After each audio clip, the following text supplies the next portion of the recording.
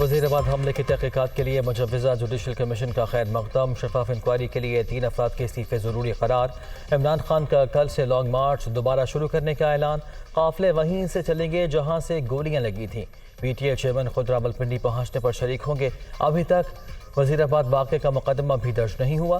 جب ہم F I R نہیں کٹوا پا رہے تو باقی قوم کا کیا حال ہوگا؟ معاملے کے حقائق تک پہنچنا چاہتے ہیں۔ عمران خان کی پریس کانفرنس۔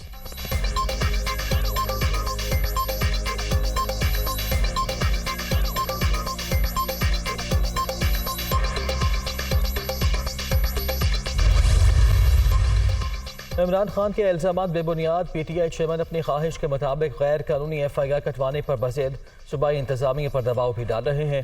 تحریک انصاف کے ڈنڈا برداروں نے تھانوں پر دھاوا بھی اسی مقصد کے لیے بولا۔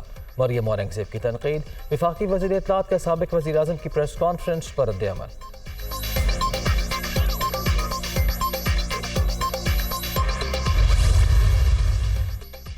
عمران خان زخمی ہونے کا نیا ڈرامہ کر رہے ہیں۔ پی ٹی آئی چیئرمین کو گولیاں لگنے کے بیانات میں تضاد ہے۔ لانگ مارچ ٹھوس ہو چکا، اب دوبارہ کامیاب نہیں ہو سکتا۔ تحریک انصاف کی حکومت کو آئینی طور پر ہٹایا گیا۔ 4 سال میں ملکی معیشت تباہ کرنے والے اب بے بنیاد الزام تراش کر رہے ہیں۔ مولانا فضل الرحمان۔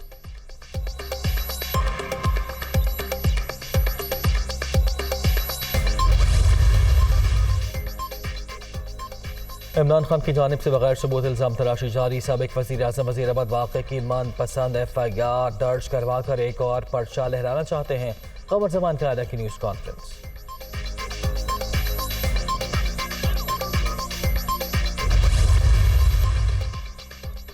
عمران خان پر قاتلانہ حملے کی تحقیقات کے لیے جوڈیشل کمیشن کے قیام کا بیان خوش آئند۔ یہی کمیشن ارشد شریف قتل کیس اور اعظم سواتی کی ویڈیو کے معاملے کی تحقیقات بھی کرے۔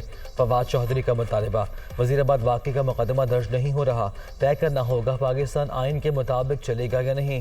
تحریک انصاف کے رہنما کی گفتگو۔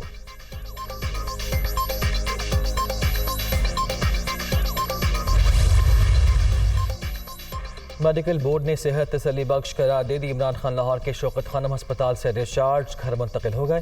ہسپتال حکام کے مطابق پی ٹی آئی چیئرمین کی ٹانگ میں گولی کے 4 ٹکڑے تھے۔ بائیں ٹانگ سے ابھی تک ذرات نہیں نکالے گئے۔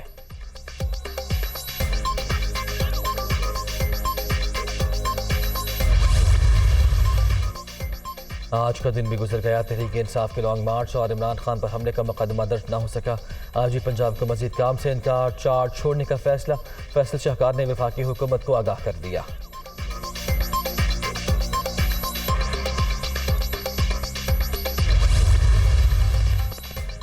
اور چیف سیکرٹری پنجاب کا بھی چھٹی مکمل ہونے کے باوجود کام سے انکار۔ وزیر اعلیٰ پرویز الہی نے کامران علی افضل کی مزید 30 روزہ رخصت منظور کر لی۔